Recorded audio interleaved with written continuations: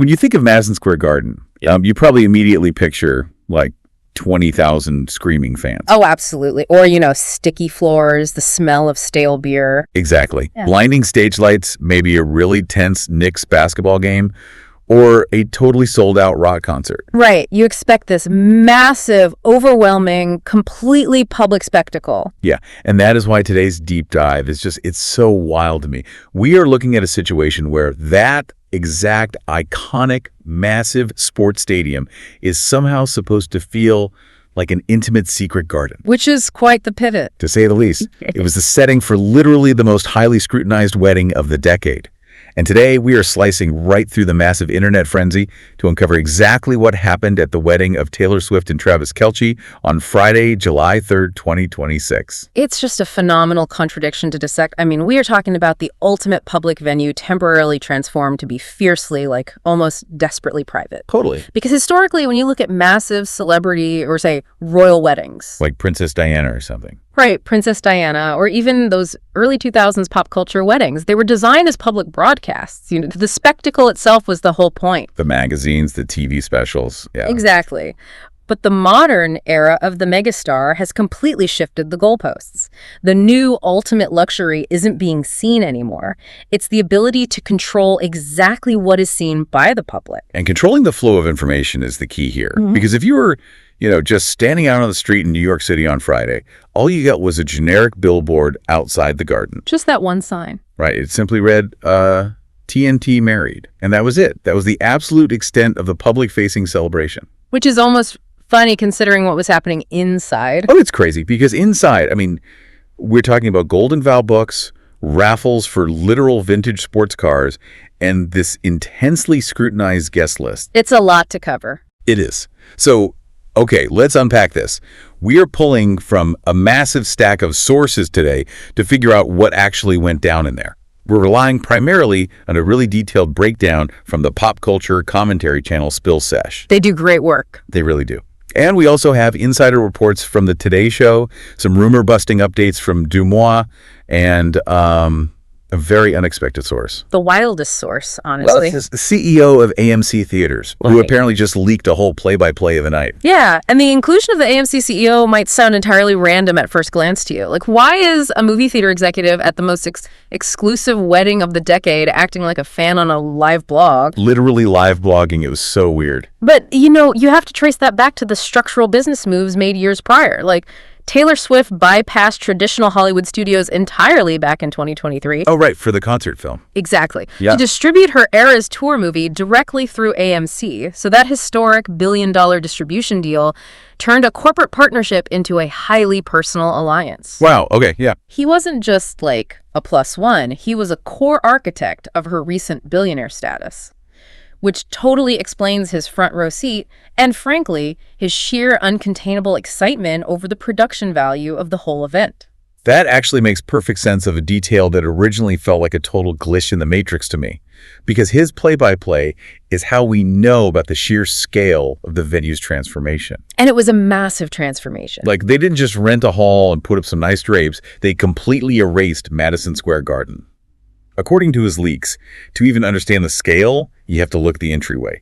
It was entirely draped in peach and white fabrics. Just completely covering the stadium walls. Yeah, and lining the walls were these giant, year-by-year blown-up photos of Taylor and Travis, starting from when they were literally 1 year old, tracking all the way to their late teens. See, grounding a billionaire-scale event in childhood innocence is a very deliberate psychological anchor. Oh, how...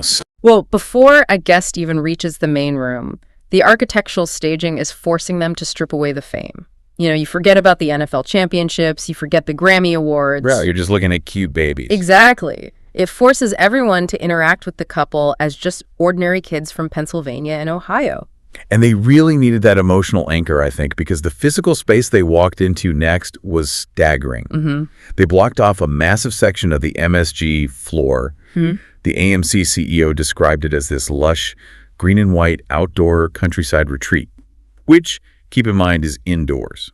Inside a hockey arena, essentially. You're right. They brought in an ungodly amount of real flowers, and then they installed artificial, fully lit trees that were 5 stories tall. 5 stories. It's just massive. They essentially built an enclosed biome in there. Yeah.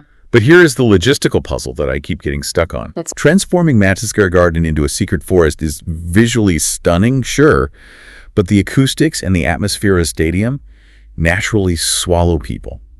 It's like trying to turn an aircraft carrier into a cozy bed and breakfast. That's a great way to put it. Right. So how did it still manage to feel intimate for 1,000 people? How do you keep an audience that large, deeply engaged in a room designed for 20,000? What's fascinating here is that you apply strict architectural math to force an atmosphere of intimacy. Math. Okay, explain that. Well, it's similar to how a theater in the round operates. You don't spread the guests out across the vast floor just because you have the space to do it. Instead, the AMC CEO noted they compressed everyone into a very dense, wide block of seating. Oh, I see. He specifically counted 15 rows of about 75 chairs. Okay, wait, let me do the math on that, which means we're looking at exactly the 11,125 seats. But capping it at 15 rows is really the brilliant part, isn't it? It is. It's structural compression. When you only have 15 rows, the person sitting in the absolute very back row is still remarkably close to the altar. That's true. 15 rows isn't that deep. Right. You bring the walls in with those 5-story trees, you pack the chairs tight to create physical proximity, and suddenly the cavernous ceiling just disappears. You've used spatial psychology to shrink the stadium down to the feeling of a crowded living room. Wow. And that spatial compression clearly set the stage for the vows themselves, which the Today Show leaked some really incredible details about. They really had the inside scoop on the ceremony. Yeah, so they wrote their vows in these beautiful golden reference books, and they did not hold back at all. They each read for 20 minutes. 20 minutes each. Yes. 20 minutes apiece. I mean, most people's vows are shorter than a TikTok. Yeah. 20 minutes is a whole sitcom episode. Yeah. A 40-minute combined vow exchange is basically a television drama. It really is. But holding the attention of a room full of high-profile entertainers and executives for 40 minutes requires a lot more than just romantic platitudes. Definitely. It requires a masterful narrative structure. And the narrative was incredibly specific. Like, Taylor's vows specifically highlighted a story about Travis's character back in high school. She detailed how, even though he was this star athlete, the big man on campus, he would purposely go and sit with the unpopular kids in the cafeteria just to protect them from bullies. That's a really powerful image. It is. Yeah. She essentially said he was the exact kind of person she wished she had known when she was struggling in high school. And that isn't just saying, I love you. That is presenting a full-blown character study. And it acts as the final piece of the intimacy puzzle. How do you mean? Well, think about it. The giant childhood photos at the entrance, they set the emotional baseline. Then the dense 15-row seating creates the physical closeness. Right. And then this 20-minute, deeply vulnerable character study acts as the emotional payoff. It convinces every single person in that room that they are part of a private, closely held inner circle. But the illusion of that cozy inner circle shatters the absolute second the ceremony ends and they walk into the reception. Oh, completely. Because the reception reminds you very aggressively that you are attending a billionaire's party. It really does. They move from the intimate vow space into a completely separate area described as a, quote, magical forest set inside a massive greenhouse. And suddenly, we're looking at a fundamentally different event. The transition from the emotional to the extravagant, it's wild. How an event that deeply personal manages to suddenly accommodate superstar excess is a really fascinating pivot in tone. And here's where it gets really interesting, because the excess is just off the charts. They hosted a raffle for the guests. A raffle at a wedding. Yes, and we are not talking about winning a nice bottle of wine or a spa day. Jackie Tranquil, the wife of Chiefs linebacker Drew Tranquil, won a Chanel bag. A Chanel bag is a wedding favor. And that wasn't even the grand prize. Another guest won a vintage convertible, the exact make and model of the getaway car Travis and Taylor drove off in after she attended her very first Chiefs game back in 2023. That is just wow. I mean, usually you get a monogrammed koozie or like some almonds in a little bag. A vintage car is on another planet. It almost sounds like a game show. It is an overwhelming, almost jarring display of wealth compared to the sweet cafeteria bullying story we just heard about. It is an undeniable flex of billionaire capital. And isolated on its own, a vintage car raffle at a celebrity wedding runs the massive risk of appearing incredibly tone-deaf to the general public. Oh, absolutely. People would normally tear that apart online. But if we connect this to the bigger picture and you analyze the strategic moves made that exact same weekend, you see a masterclass in modern public relations and wealth mitigation. You're referring to the $26 million charitable donation that dropped into the news cycle simultaneously. Exactly. Releasing the news of a broad-based $26 million donation to various charities operates the exact same way carbon offsetting works for a celebrity flying on a private jet. Wow, that is a great comparison. It is a mechanical offset of their optical footprint. The AMC CEO actually highlighted the success of this strategy in his leak. Oh, did he? Yeah, he waxed poetic about how beautiful it was to witness, quote, real, pure, true joy in a world that is troubled with war and conflict. Oh my gosh. He practically wrote their PR release for them right there. He framed their extravagance as a beacon of hope rather than an insulting display of wealth. And that framing doesn't happen by accident. The extravagant gifts to the guests serve as a display of ultimate hospitality to their peers. But the immediate $26 million donation acts as a necessary societal counterbalance. It balances the scales. Right. It allows them to demonstrate immense wealth while simultaneously buying social grace. It effectively insulates them from the inevitable criticism of throwing a multi-million-dollar party in a challenging global economy. And it is highly effective insulation.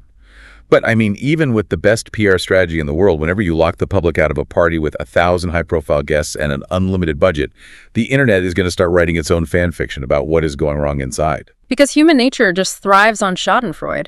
When the average person is denied access to an exclusive space, the absolute most comforting narrative they can invent is that the exclusive space is actually a logistical nightmare. And the internet certainly tried to manifest a nightmare for this one. The rumors were wild. People were claiming there was a massive champagne shortage like an hour into the reception. Which is absurd. Right. There were rumors of chaotic, unorganized seating arrangements and these viral claims of miles-long buffet lines where A-listers were just standing around waiting angrily for cold food. Just ridiculous. Is this desperate desire to believe that billionaire money still couldn't buy a smooth party. Which is exactly where independent pop culture trackers like Dumois become the unofficial auditors of celebrity events. Yes, Dumois stepped in and completely dismantled the rumors with their insider sourcing. They confirmed there was absolutely no champagne shortage. I would hope not. Right. There were actually cases of it left over at the end of the night. And as for the food lines, they broke down the actual catering math, which was so interesting. Yeah, the logistics of feeding 1,000 people. Exactly. The standard ratio for a large-scale catered event is one food station for every 100 guests. So for an event of this size, that means a minimum of 10 stations. And Dumois' sources confirm that there were well over 10 stations. So plenty of food. Plenty. Sure, there was an initial rush right after the ceremony because, hello, 1,000 people were hungry after 40 minutes of vows, but it dispersed immediately. But the rumor that I find structurally fascinating is the claim about the arrival times. The rumor that arrivals were staggered based on celebrity status. Yes. The internet claimed that the bigger the star you were, the later you were allowed to arrive. Which is such a toxic concept. Dumois completely shut this down, stating staggered arrivals were strictly for guest convenience, not status. Furthermore, they claimed that there were absolutely no VIP sections inside the reception. Everyone was treated the same. Right. Everyone was treated identically, and everyone had a designated equal status seat. Now, I have to admit, I am highly skeptical of this egalitarian setup. Yeah. I mean, wait, you're telling me you put A-list, Hollywood actors, billionaire CEOs, and elite NFL athletes in a single room, and no one is subtly jockeying for a better table. No one feels slighted by being placed closer to the kitchen. Is this reality, or is this just highly effective PR? Well, your skepticism is totally warranted if you apply the rules of a normal social gathering. Right.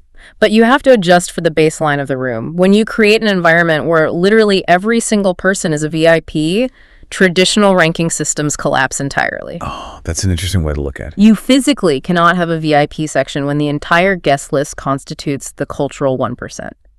In that specific vacuum, treating everyone as an absolute equal is literally the only way to avoid insulting massive egos. So if everyone is famous, the concept of fame basically cancels itself out for the night. Precisely. And regarding those staggered arrivals, framing it as guest convenience is a brilliant piece of PR, but mechanically, it is strict crowd control. Because of the sheer volume of famous faces. Yes. If 1,000 highly recognizable faces arrive at Madison Square Garden at the exact same moment, you create a catastrophic security bottleneck. Staggering the arrivals prevents A-listers from standing on the Manhattan sidewalks waiting for metal detectors. Which would be a nightmare. A total nightmare. It's not about who is more important. It's about avoiding an unmanageable paparazzi frenzy outside the venue. Okay, that makes sense.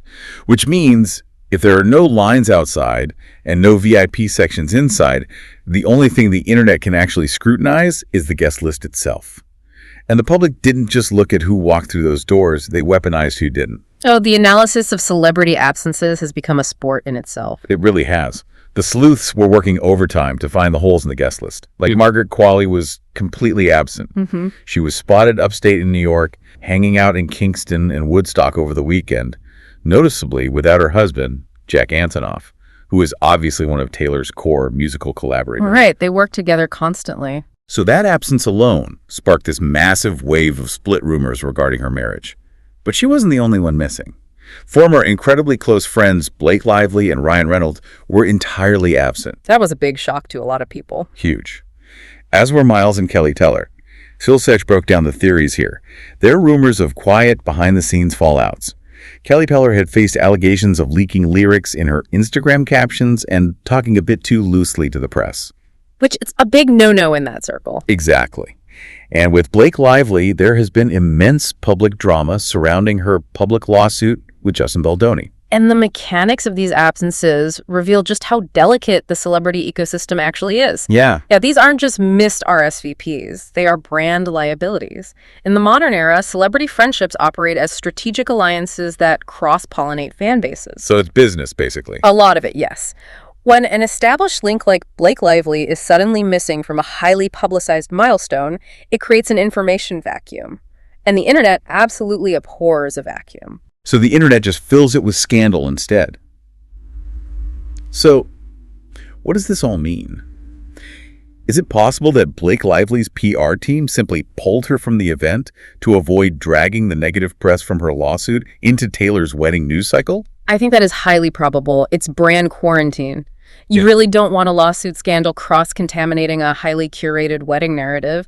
But the irony here is that the absence itself generates a secondary news cycle of betrayal and fractured friendships. It really is a no-win situation. Completely. But, the absence is pale in comparison to the absolute firestorm that started over someone who actually did attend. A man named Stephen J. Demetrio. Yes. This was a massive talking point. It was. And I want to pause right here and just say directly to you listening, we are entirely neutral on the politics of this facility, and we are not endorsing any viewpoints here. Exactly. Our goal is strictly to report on the public's reaction and the factual context of his invitation. Exactly. Because when you bring an executive tied to an ICE facility into this mix, the internet is going to detonate. Now, regardless of where anyone stands on border politics, the sheer mechanics of the public reaction to his presence are just fascinating. It immediately ceased to be about a wedding and became entirely about the optics of his invitation. The speed at which the internet pivoted from analyzing floral arrangements to conducting corporate background checks is a hallmark of modern fandom. It was terrifyingly fast. A photo from a Page 6 article started circulating showing Demetrio arriving, and within hours, people dug into his corporate history. They found everything. They discovered he is the executive chair of a government contractor called Amentum. And just months prior, in March of 2026, Amentum was awarded a contract to operate Camp East Montana, an ICE immigration detention facility in Texas. The backlash was instantaneous and explosive. People were demanding to know why Taylor Swift was associating with this man. And this is where the sleuths eventually uncovered the actual connective tissue, which, as it turns out, had nothing to do with corporate endorsements. Oh, right. It turns out Stephen Demetrio wasn't invited because he's a close personal confidant of the bride or the groom. He was invited because he is the adoptive father of Reggie King. And Reggie King is one of Travis Kelce's oldest childhood friends. Exactly. He was literally just there as the father of a groomsman. When you invite your childhood best friend's dad to your wedding, your primary mechanism is loyalty. You are thinking about family ties, and share history. Right. You are certainly not auditing his recent corporate board acquisitions. Definitely not. It's like setting off a flare in a fireworks factory. Yeah. You didn't mean to start a fire, but the environment makes it inevitable. This raises an important question, though, about the reality of megastardom, because intent no longer matters. It really doesn't. Fandoms today operate like open source intelligence agencies. They don't just consume the media surrounding an event, they forensically audit the metadata of the guest list. They pull the corporate filings of the plus ones. It's insane. They do. Because for figures operating at this level of fame, a wedding is no longer viewed by the public as a personal milestone. It is treated as a globally audited summit. Wow. A globally audited summit? Yeah. Every empty chair, like Blake Lively's, is analyzed as a deliberate statement on a fractured alliance. And every filled chair, like Stephen Demetrio's, is analyzed as a deliberate public endorsement of a political or corporate stance. Even if he's just there for his son. Exactly. The personal intentions of the bride and groom are completely overwritten by what the public decides the guest list signifies. The true burden of hypervisibility is that you are held strictly accountable for the resumes of your friends' parents. The burden of hypervisibility. That perfectly encapsulates this entire deep dive. This event is just the ultimate paradox to me. It really is. On one hand, you have an event physically walled off inside a completely transformed Madison Square Garden. It's focused intensely on childhood nostalgia, emotional proximity, and these intimate 20-minute vows about high school kindness. The private emotional core. Right. But then on the exact same hand, you have vintage car giveaways, massive strategic philanthropy to offset billionaire optics, and a guest list that triggers international corporate investigations. It proves to you that in our modern digital age, the concept of a truly private celebrity event is largely a myth. It really is. The perimeter will always be breached. Information will always leak out. It always finds a way. Right. It might be through a movie theater CEO who just can't contain his excitement over the production design. It might be through the sheer gravitational pull of internet rumors demanding answers about catering lines. Or it might be through the forensic sleuthing of background corporate contracts. The walls of Madison Square Garden might have been expertly draped in peach and white fabric, but the internet possesses X-ray vision. It absolutely does. Which leaves us with a final thought for you to mull over today. If the most carefully guarded, heavily securitized, unlimited budget wedding of the decade was ultimately leaked to the public in stunning detail by a billionaire CEO sitting in the front row who just couldn't resist live blogging it. Such a wild detail. Right. Does an ultra-exclusive guest list actually guarantee you any privacy at all? Or, in 2026, are the trusted VIPs sitting inside the velvet ropes just as likely to overshare as the fans waiting out on the street? It's definitely something to think about the next time you hear about a secret celebrity gathering. It really is. Well, thank you so much for joining us on this deep dive today. It was a fascinating one. It was. We'll catch you on the next one.